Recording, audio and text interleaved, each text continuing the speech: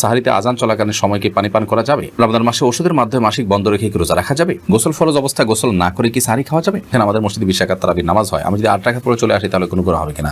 রোজা রাখা অবস্থায় পিরিয়ড হয়ে গেলে করণীয় কি? রোজা অবস্থায় টুথপেস্ট দিয়ে ব্রাশ করা যাবে কিনা? রোজা অবস্থায় বাচ্চাকে মায়ের দুধ খাওয়ানো যাবে কিনা? ইনসুলিন বা ইনজেকশন নিলে কি রোজা ভেঙে যায়? যাকাতের টাকা থেকে কি এতিমখানা দান করা যাবে? রোজা অবস্থায় তেল, সুরমা, আতর ইত্যাদি ব্যবহার করলে নখ বা চুল কাটলে কি রোজার কোনো ক্ষতি হবে? রোজা রেখে ফোনে কথা বলা যাবে কিনা? স্বামীর জাকাত এবং স্ত্রীর জাকাত কি আলাদা? রমজানে গোসলের সময় যদি কানের ভেতর পানি প্রবেশ করে তাহলে কি রোজার কোনো সমস্যা হবে? রমজান মাসে মহিলারা রান্না করার সময় কি লবণ চেক করতে পারবেন? একাধিক মসজিদে তারাবি নামাজ পড়লে কি কোনো সমস্যা হবে কিনা? সাহারি না করলে কি রোজা হবে? শান্তনা এভাবে লিখেছেন, স্বামীর জাকাত এবং স্ত্রীর জাকাত কি আলাদা? জি, প্রত্যেকের জাকাত হিসাব আলাদা। আলী কত লিখেছেন, রোজা রেখে ফোনে কথা বলা যাবে কিনা? যাবে। খুব অতিরিক্ত কথা, অপ্রয়োজনীয় কথা বলা রোজার সাথে যায় না, কিন্তু প্রয়োজনীয় কথা তো বলতেই পারেন। এমনি শাহরিয়ার ইসলাম লিখেছেন, রমজানে গোসলের সময় যদি কানের ভেতর পানি প্রবেশ করে তাহলে কি রোজার কোনো সমস্যা হবে? সামান্য পানি যদি কানের ভিতর যায় এবং সেটা যদি আপনি ঝেড়ে ফেলে দিতে পারেন, শেষ যদি আপনার থাকে, তাহলে ইনশাআল্লাহ রোজা হয়ে যাবে, রোজার ক্ষতি হবে না। এর পরের প্রশ্ন হলো, রোজা অবস্থায় তেল, সুরমা, আতর ইত্যাদি ব্যবহার করলে নখ বা চুল কাটলে কি রোজার কোনো ক্ষতি হবে? রমাদান মাসে রোজা অবস্থায় তেল, সুরমা, আতর এগুলো ব্যবহার করলে রোজার কোনো ক্ষতি হবে না। ঠিক একইভাবে চুল, নখ ইত্যাদি কাটলেও সিয়ামের কোনো ক্ষতি হবে না, কারণ এগুলোর কোনোটাই খাদ্য কিংবা খাদ্যের সাথে সাদৃশ্যপূর্ণ কোনো বিষয় নয়। যদি আপনি রোজা রেখে খাদ্য গ্রহণ করেন, পানীয় গ্রহণ করেন, কিংবা খাদ্য বা পানীয়ের কাজ দেয় বা এটার সাথে সাদৃশ্য হয়, এরকম কোনো কিছু আপনি করেন, তাহলে সেক্ষেত্রে সেটি সিয়াম ভঙ্গের কারণ হবে। আর রোজা রেখে একজন মানুষ যদি তেল ব্যবহার করেন, সুরমা ব্যবহার করেন, আতর ব্যবহার করেন, কিংবা চল বা নখ কাটেন, তাতে না সেটা খাদ্যের কোনো কাজ দেয়, না পানীয়ের কোনো কাজ দেয়, না তার সাথে কোনো সরাসরি কোনো সম্পৃক্ততা বা সাদৃশ্য আছে, বিধায় এগুলো করলে সিয়াম ভঙ্গ হবে না, রোজা ভঙ্গ হবে না, কোনো অসুবিধা নেই। শাহাবুদ্দিন শিকদার আপনি লিখেছেন, সাহারি না করলে কি রোজা হবে? সাহারি যদি আপনি না করেন তাতে রোজা হয়ে যাবে, আমি শুরুতে বলেছি। ইখতিয়ার হোসেন ইফতি আপনি লিখেছেন, একাধিক মসজিদে তারাবি নামাজ পড়লে কি কোনো সমস্যা হবে কিনা? কোনো অসুবিধা নেই। এর পরের প্রশ্ন হলো, রমাদান মাসে মহিলারা রান্না করার সময় কি লবণ চেক করতে পারবেন?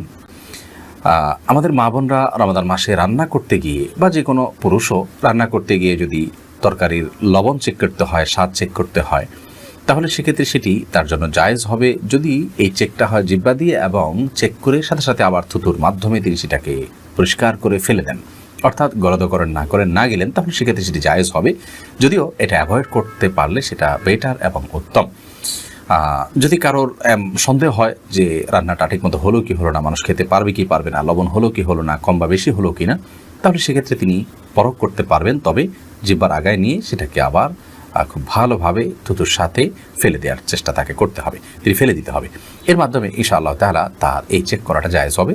তবে যাদের মোটামুটি অনুমান হয়ে গেছে, আন্দাজ হয়ে গেছে, খুব একটা প্রয়োজন হয় না, তারা এটা অ্যাভয়েড করতে পারলে অবশ্যই বেটার এবং ভালো। নাহার পারভিন আপনি লিখেছেন, জাকাতের টাকা থেকে কি এতিমখানা দান করা যাবে? যাবে। এতিমখানায় এতিম গরিব বাচ্চা যারা জাকাতের হকদার আছে তাদেরকে জাকাতের টাকা দিতে পারেন, ওই ফান্ড দিয়ে তাদের খরচ বহন করা হবে। আজিদুর রহমান আপনি লিখেছেন, ইনসুলিন বা ইনজেকশন নিলে কি রোজা ভেঙে যায়? ইনসুলিন বা ইনজেকশন নিলে রোজা ভঙ্গ হয় না, বিশেষ করে যে ইনজেকশন আমাদের চামড়ার নিচে বা সামান্য মাংসপেশিতে যায়, যেটা আমাদের পাকস্থলিতে যায় না, খাদ্যের কাজ দেয় না, পানীয়ের কাজ দেয় না, খাদ্য বা পানীয়ের সাথে সাদৃশ্য হয় না, সেরকম ইনজেকশন যেটা শুধুমাত্র আপনার চামড়ার নিচে ইনজেক্ট করা হয়, কিংবা আপনার মাংসপেশিতে ইনজেক্ট করা হয়, এবং সেটাতে আপনার মেডিসিন থাকে সামান্য পরিমাণে, বা যেখানেই হোক ইনজেক্ট করা হয়, সেটা পাকস্থলিতে অন্তত যায় না। তো এই ইনজেকশন এবং আপনার ইনসুলিন এগুলোর কারণে রোজা ভঙ্গ হবে না, এটাই বিশুদ্ধতর মত এবং সংখ্যাগরিষ্ঠ উলামা ইকরাম, আরব আজম সবারই মত বলতে গেলে। সেই হিসাবে টিকাও এটা রোজা ভঙ্গের কারণ না, টিকা নিলেও রোজা আপনি থাকবে আপনার রোজা।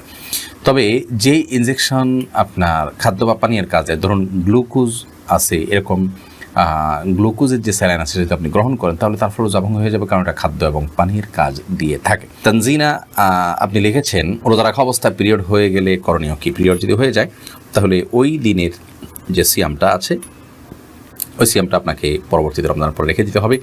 আর পিরিয়ড হয়ে গেছে, এখন আপনি অন্য রোজাদার সামনে আপনি খাদ্য গ্রহণ ইত্যাদি থেকে বঞ্চিত থাকবেন এবং ওইভাবে পার করবেন। শামসুন নাহার স্মৃতি আপনি লিখেছেন, রোজা অবস্থায় টুথপেস্ট দিয়ে ব্রাশ করা যাবে কিনা? টুথপেস্ট বা মাজন ইত্যাদি দিয়ে, পাউডার ইত্যাদি দিয়ে দাঁত ব্রাশ করা যাবে কিনা, এ বিষয়ে আমাদের দেশের ওলামা ইকরাম বলে থাকেন এটি মাকরুহ এবং অপছন্দনীয়। রোজা হয়ে যাবে, কিন্তু একান্ত প্রয়োজন ছাড়া আপনি এটি মুখে ব্যবহার করার ফলে আপনার থুতুর সাথে অপ্রয়োজনে কিছু জিনিস আপনার পেটে যাচ্ছে, সেটা পরিমাণে কম হলেও।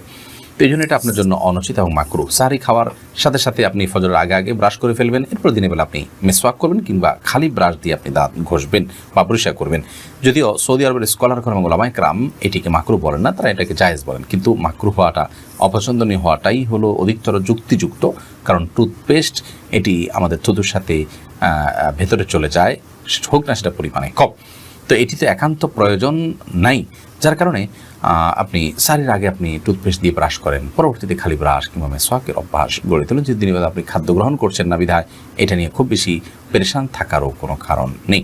দারুল হুদা লবি আপনি লিখেছেন, রোজা অবস্থায় বাচ্চাকে মায়ের দুধ খাওয়ানো যাবে কিনা? যাবে, কোনো অসুবিধা নেই। ইফতেখার ইমন লিখেছেন, আমাদের মসজিদে 20 রাকাত তারাবির নামাজ হয়, আমি যদি 8 রাকাত পরে চলে আসি তাহলে কোনো গুনাহ হবে কিনা?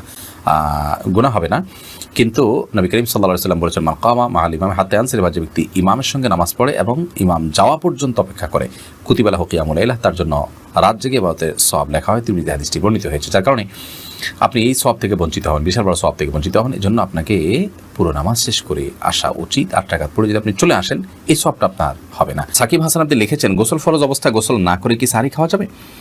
যদি কারোর গোসল ফরজ হয় তাহলে গোসল ফরজ অবস্থায় যদি আপনি সাহরি খেয়ে নেন এই কারণে যে এখন গোসল করতে গেলে সাহরি খাওয়ার সময় আর থাকবে না, অথবা যে কারণেই হোক না কেন যে আমি পরে গোসল করব, তাহলে তার ফলেও সিয়াম হয়ে যাবে, কোনো অসুবিধা নেই। তবে অবশ্যই ফজরের সালাত আদায়ের প্রয়োজনে ফজরের সালাতের আগে আগেই আপনাকে ফরজ গোসল করতে হবে। কিন্তু গোসল ফরজ হওয়া অবস্থায় অর্থাৎ শরীর অপবিত্র অবস্থায় যদি কেউ খাদ্য গ্রহণ করেন এবং সাহরি খেয়ে ফেলেন বা রোজা নিয়ত করেন, তাতেও রোজা হয়ে যাবে, সাহরি হয়ে যাবে, কোনো অসুবিধা নেই। যদিও গোসল করে তারপরে খেতে পারলে সেটা উত্তম, তা বলাই বাহুল্য। সোলাইমান মাহমুদ আপনি লিখেছেন, সাহরিতে আজান চলাকালীন সময় কি পানি পান করা যাবে? জি না। আজান শুরু হওয়া মানে ফজর ওয়াক্তে শুরু হওয়া, তারপর আপনি খেতে পারবেন না। যদি আজানটা হয় আপনার তাহাজ্জুদের আজান, তাহলে সেক্ষেত্রে খেতে পারেন। আয়েশা ইসলাম আপনি লিখেছেন, রমজান মাসে ওষুধের মাধ্যমে মাসিক বন্ধ রেখে কি রোজা রাখা যাবে? এটা অনেক বোনের জিজ্ঞাসা। রমজান মাসে মাসিক বন্ধ করার জন্য ঔষধ সেবন করে যদি কেউ রোজা রাখেন তাহলে সেক্ষেত্রে সেটি তার জন্য জায়েজ হবে। শর্ত হলো সে ওষুধের মাধ্যমে কোনো বড় ধরনের শারীরিক ক্ষতির মুখোমুখি হওয়া বা কোনো প্রকার সাইড এফেক্টের আশঙ্কা না থাকতে হবে। যদি ওষুধ সেবন করার মাধ্যমে বড় কোনো ক্ষতি না হয় তাহলে সেক্ষেত্রে এটি গ্রহণ করে আপনি মাসিক বন্ধ রেখে সিয়াম পালন করতে পারবেন, কোনো অসুবিধা নেই।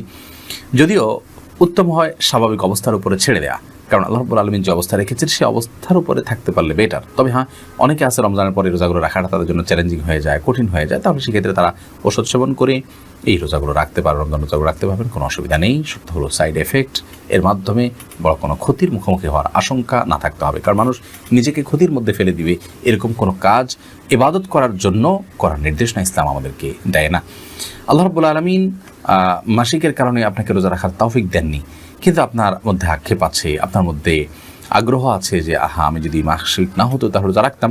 তো এই যে একটা আপনার আকুতি, এই যে আপনার আকুলতা, এটার কারণে আল্লাহ তাআলা রোজা না রাখতে পারার পরও আপনাকে আল্লাহ রাব্বুল আলামিন রোজা রাখার যে সব সেটি দান করবেন। কারণ হাদিসে আছে, নবী করিম সাল্লাল্লাহু আলাইহি ওয়াসাল্লাম বলেছেন, কোনো ব্যক্তি যদি অসুস্থ হয়ে পড়ে, শারীরিকভাবে অনুপযুক্ত হয়ে পড়ে কোনো ইবাদত করার, অথচ তার যখন শারীরিক সক্ষমতা ছিল তিনি সেই ইবাদতটি করতেন, ত্রুটি বিচ্যুতি করতেন না, তিনি সেটি করতেন এবং এখনও সুস্থ থাকলে তিনি করতেন, তাহলে সেক্ষেত্রে তিনি এই ইবাদতটি সুস্থ অবস্থায় করলে যে পরিমাণ সওয়াব পেতেন, অসুস্থ অবস্থায় সেই ইবাদতটি করতে না পারার কারণে তার যে বেদনা, তার যে আকুতি, তার যে আকুলতা এবং তিনি যে সুস্থ থাকলে রাখতেন, সেই বিবেচনায় আল্লাহ তাআলা তাকে ইবাদত করার সওয়াব দিবেন। বিধায় মা বোনরা এক্ষেত্রে আলাদা কোনো কসরত না করলেও ইনশাআল্লাহ বিদিনিল্লাহ আল্লাহ তাআলার কাছ থেকে তারা আজর পাবেন, যদিও এর রোজাগুলো তাদেরকে আবার রেখে দিতে হবে। অতএব ওষুধ সেবন করে মাসিক বন্ধ রেখে রোজা রাখতে পারবেন, ওই শর্ত সাপেক্ষে যে সাইড এফেক্ট থাকবে না।